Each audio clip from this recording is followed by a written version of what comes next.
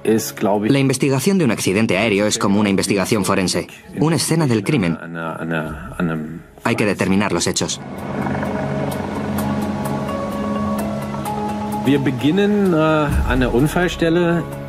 En el lugar del accidente había un caos total al principio. Había escombros por todas partes.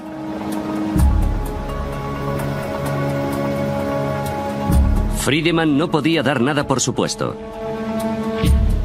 Ni siquiera que los dos aviones hubieran chocado. Es waren zwei Flugzeuge unterwegs, zwei Verkehrsflugzeuge. Ob sie sich getroffen haben oder ob sie nur dicht genug aneinander. No sabíamos si los aviones habían chocado o si habían pasado demasiado cerca y habían perdido el control, ni qué había ocurrido en realidad. Sin las cajas negras, Friedemann solo podía especular con qué había ocurrido examinando los fragmentos de escombros. Las piezas claves fueron trasladadas a unas instalaciones especializadas del norte de Alemania.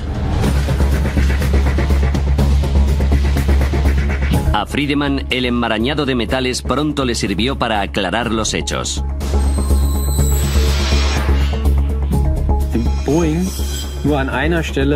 El Boeing tocó el Tupolev en un punto. La parte vertical de la cola estaba partida.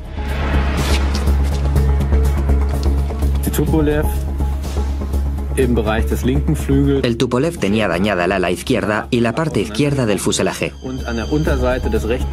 También había pruebas de colisión en la parte inferior del ala derecha. Los restos revelaban que el avión de carga de DHL y el charter de Baskirian Airlines habían chocado en pleno vuelo. Ahora sabemos qué ocurrió. La cuestión es, ¿por qué ocurrió? ¿Por qué iban tan cerca? En el lugar del accidente, entre los fragmentos y restos de los dos aviones, los investigadores habían encontrado por fin lo que buscaban: las cajas negras de las dos aeronaves.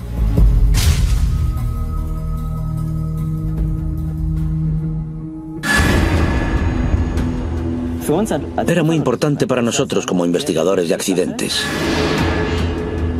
Johan Royce, del BFU, Oficina Federal de Investigación de Accidentes Aeronáuticos, se unía a la investigación. Su trabajo consistía en analizar los contenidos de los grabadores. Los grabadores de voz de la cabina de mandos nos ayudaron a entender qué pasó en la cabina.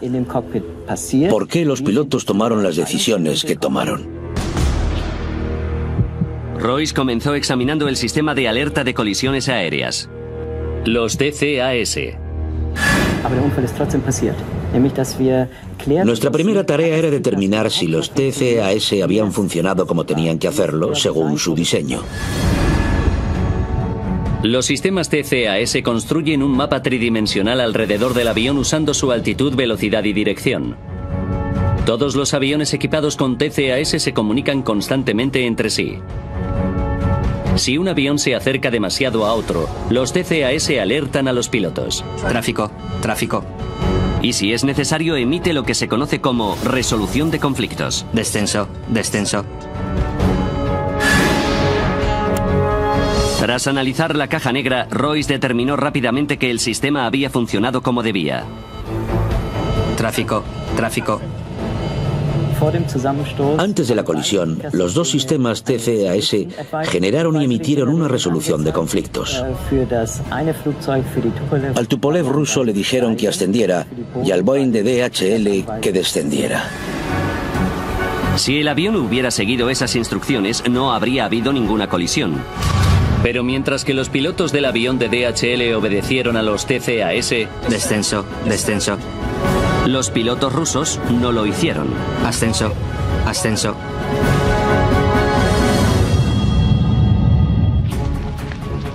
Expertos estadounidenses se están trasladando a la escena del accidente aéreo mortal al sur de Alemania. La colisión en pleno vuelo de Überlingen se había convertido en noticia internacional. Los medios especulaban libremente y buscaban culpables. Se dice que el piloto del avión ruso ignoró diversas órdenes de los controladores de tráfico aéreo. ¿Por qué los sistemas TCAS que sirven para evitar colisiones en este caso han provocado una? ¿Y por qué el avión ruso no descendió cuando se le ordenó la primera vez? ¿Por problemas de comprensión de idioma? Las órdenes de los controladores son siempre en inglés. Las grabaciones de la caja negra eliminaron rápidamente una de las teorías. Zurich, buenas tardes. BTC 2937. Nivel 360. Con el grabador de voz de la cabina pudimos determinar que el idioma no fue el problema. La tripulación rusa tenía un buen nivel de inglés. Pero las grabaciones también revelaron un hecho sorprendente. Ascenso, ascenso. Dicen que ascendemos y el controlador que descendemos. Vimos que recibieron órdenes del controlador de tráfico aéreo. BTC 2937, descenso de nivel 350. Y nos dimos cuenta de que al mismo tiempo o inmediatamente después también hubo una resolución de conflictos del TCAS. Ascenso. Prácticamente al mismo tiempo a los pilotos rusos se les ordenó hacer dos cosas completamente diferentes. Descenso de nivel 350. Rápido. La tripulación necesitaba tomar una decisión rápidamente. ¿Qué tenían que hacer? Y descubrimos que les costó mucho tomar esa decisión. Aunque no debería haber sido así, los dos aviones volaban sobre Alemania y la normativa europea estipula claramente que los TCAS tienen prioridad sobre los controladores de tráfico aéreo. En mi opinión, que ocurriera algo así no tenía ninguna explicación posible.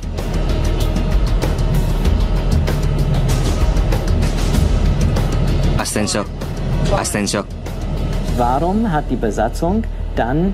¿Por qué la tripulación no acató la orden de los TCAS como debería haber hecho? En abril de 2001 los sistemas TCAS eran obligatorios prácticamente en todo el mundo. Pero los investigadores descubrieron una significativa excepción: Rusia. ¿Podría ser que la tripulación rusa no supiera utilizar los TCAS?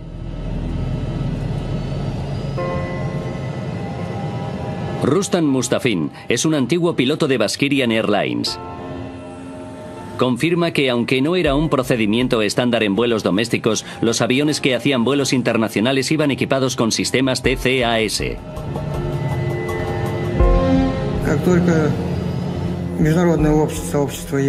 En cuanto los sistemas TCAS se hicieron obligatorios, el Centro de Formación de Baskirian Airlines se aseguró de que nuestros pilotos supieran utilizar dichos sistemas.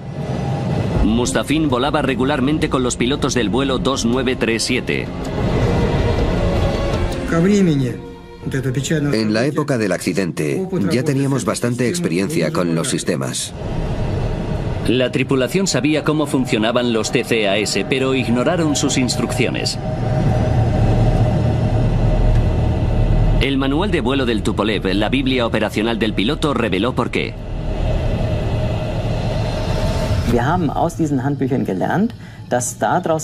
Supimos por esos manuales que las órdenes de tráfico de control aéreo siempre tienen una prioridad más alta.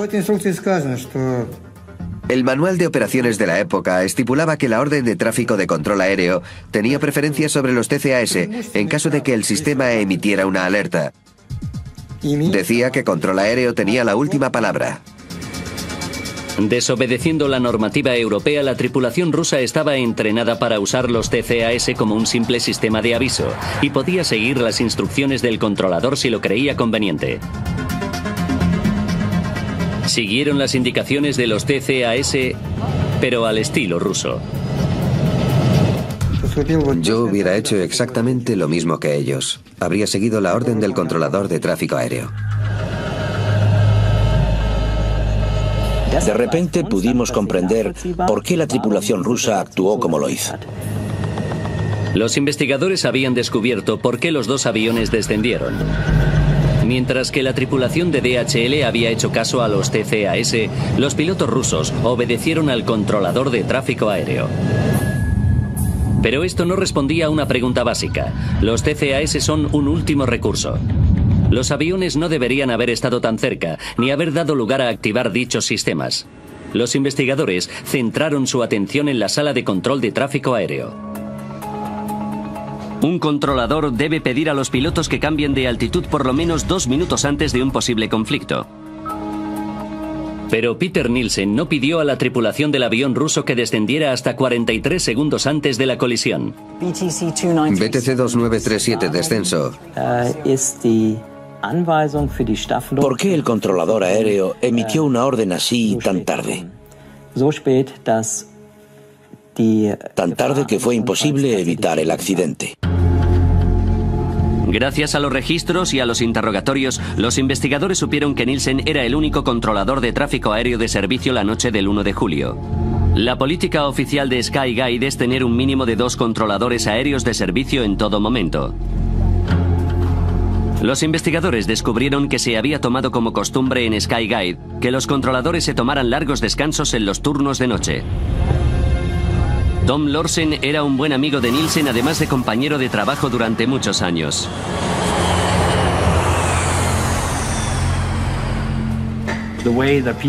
Peter hacía los turnos de noche como los hacíamos todos.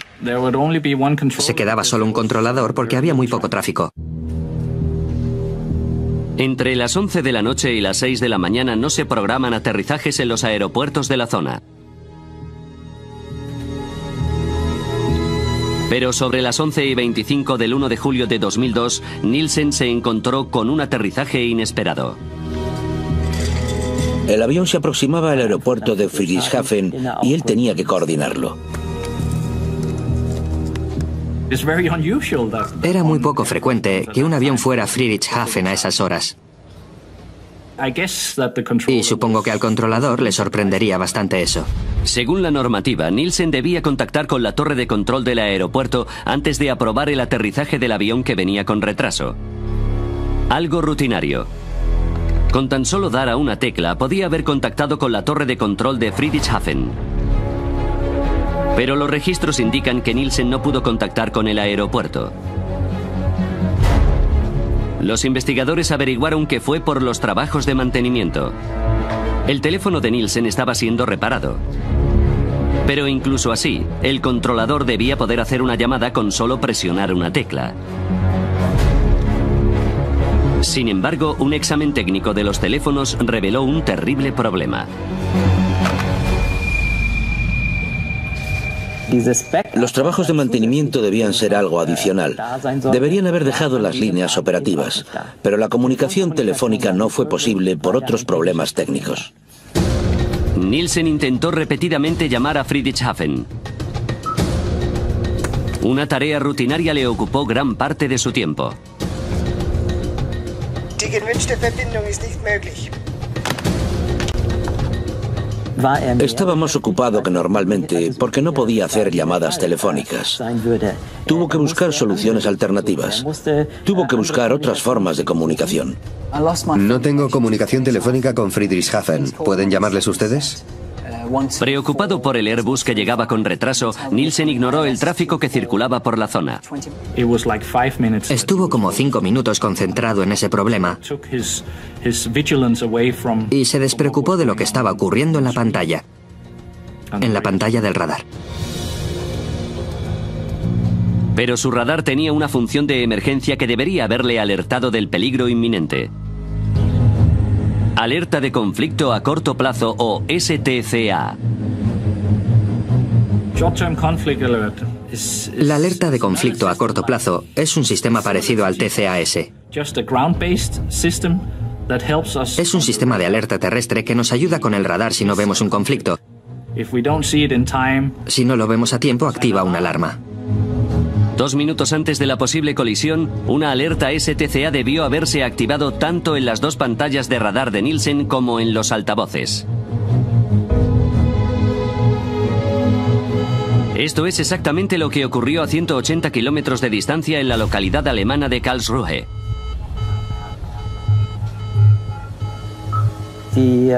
Flugsicherung in Karlsruhe.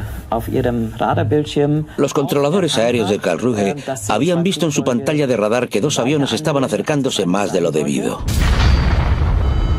Las grabaciones revelan que el controlador de Karlsruhe intentó llamar a Nielsen para avisarle. Pero las defectuosas líneas telefónicas de Zúrich le impidieron contactar con él. Según las reglas de aviación, no pueden contactar con aviones fuera de su espacio aéreo, a menos que el controlador a cargo haya perdido la conciencia o haya abandonado su puesto.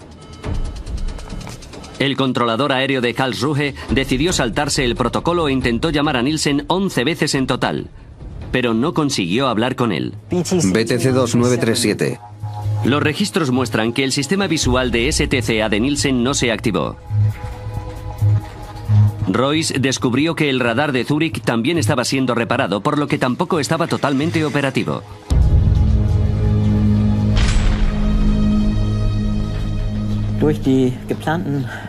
Los trabajos de mantenimiento programados en el sistema de radar hicieron que no fueran operativas todas las funciones que normalmente tiene disponibles. Debido a los trabajos de mantenimiento, Nielsen no contó con uno de los sistemas de alerta: la alarma visual de STCA.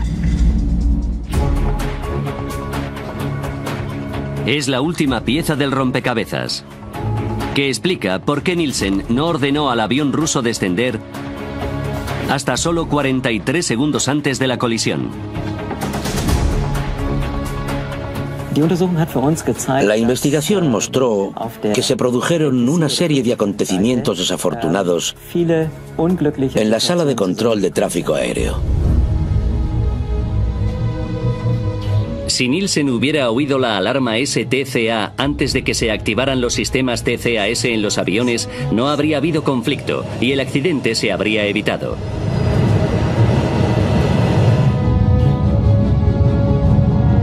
Pero ocurrió algo más.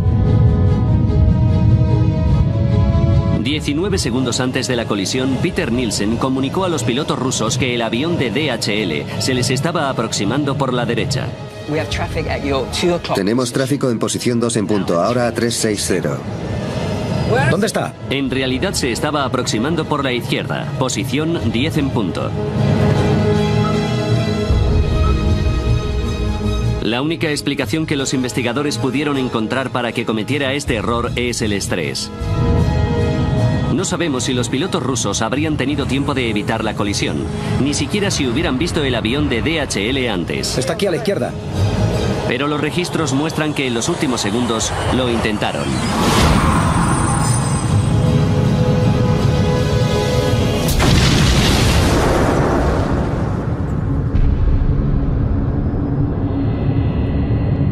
Tras el impacto, el avión de Bashkirian Airlines se partió en 4 piezas.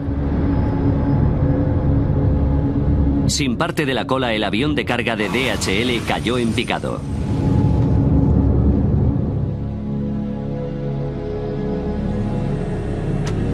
...21 de febrero de 2004... Mientras que los investigadores elaboraban el informe final, Vitali Kaloyev volaba a Zúrich. Estaba obsesionado con encontrar a algún culpable de la muerte de su mujer e hijos.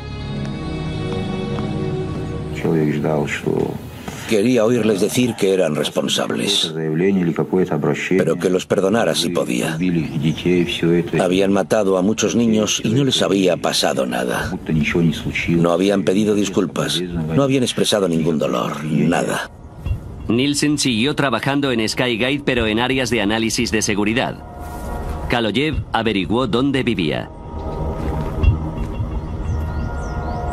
Fui a ver al controlador. Sabía que había trabajado esa noche. Todo esto tenía que llegar a su fin. Tenía que cerrarse. No podía esperar más. Y decidí terminarlo yo mismo. Nielsen salió. Era más alto que yo. Le mostré las fotos de mis hijos en sus ataúdes. Y él las apartó de un manotazo. Y después le di su merecido.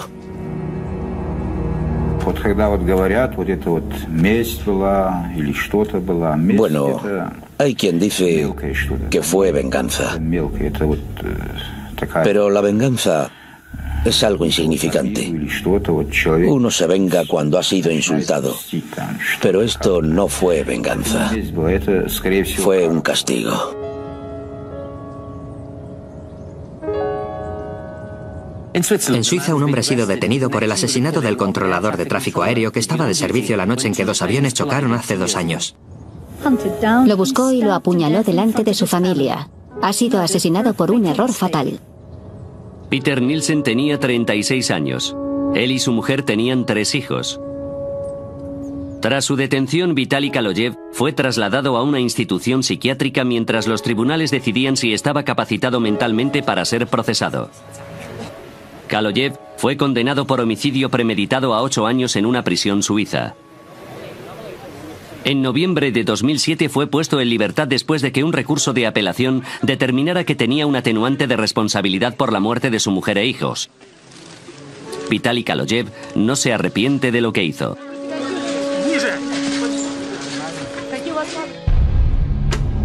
En mayo de 2004, tras casi 2 años de meticuloso trabajo, el equipo de investigación alemán publicó su informe final.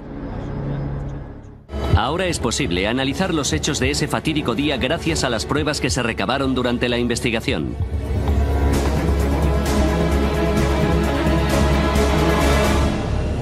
...1 de julio de 2002... 8:48 de la tarde... a 2 horas y 47 minutos del desastre. Un vuelo charter de Bashkirian Airlines despegaba del aeropuerto internacional de Moscú-Domodedovo. 20 minutos para el desastre.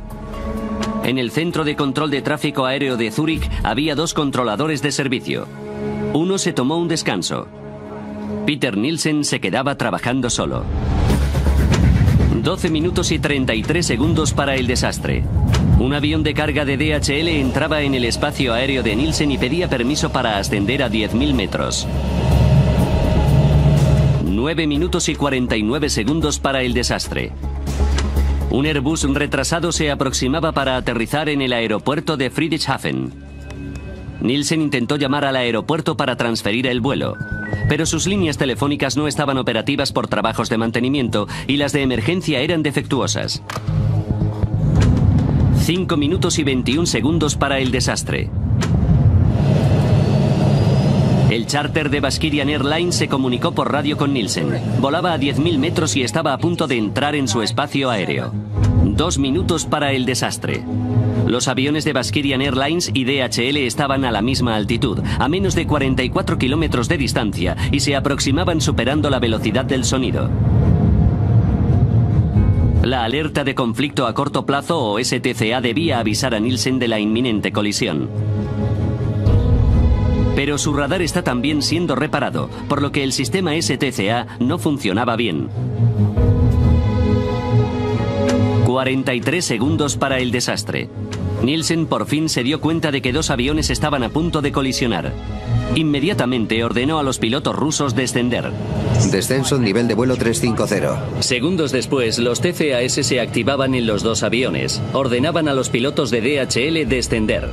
Descenso, descenso. Y a la tripulación rusa ascender. Ascenso. Dice que ascendemos y el controlador que descendemos. Nielsen no era consciente de que los 2 aviones estaban recibiendo otras instrucciones. Repitió sus órdenes a los pilotos rusos. BTC 2937, descenso de nivel de vuelo. La normativa rusa permite a los pilotos tomar las decisiones que consideren pertinentes en situaciones de conflicto similares. Aquí siguieron las órdenes de Nielsen. Los 2 aviones empezaron a descender. 19 segundos para el desastre. Nielsen creía que el conflicto estaba resuelto, pero antes de cerrar la transmisión comunicó a la tripulación rusa que el avión de DHL se les aproximaba por la derecha, pero en realidad se aproximaba por la izquierda. ¿Dónde está? 3 segundos para el desastre. La tripulación rusa divisaba el avión de DHL. Está aquí a la izquierda. Intentaron evitarlo, pero era demasiado tarde. ¡Descenso rápido, descenso rápido! A las 11 de la noche y 35 minutos los aviones chocaron, a unos 10.000 metros sobre la localidad alemana de Überlingen. Las 71 personas a bordo de los 2 aviones murieron.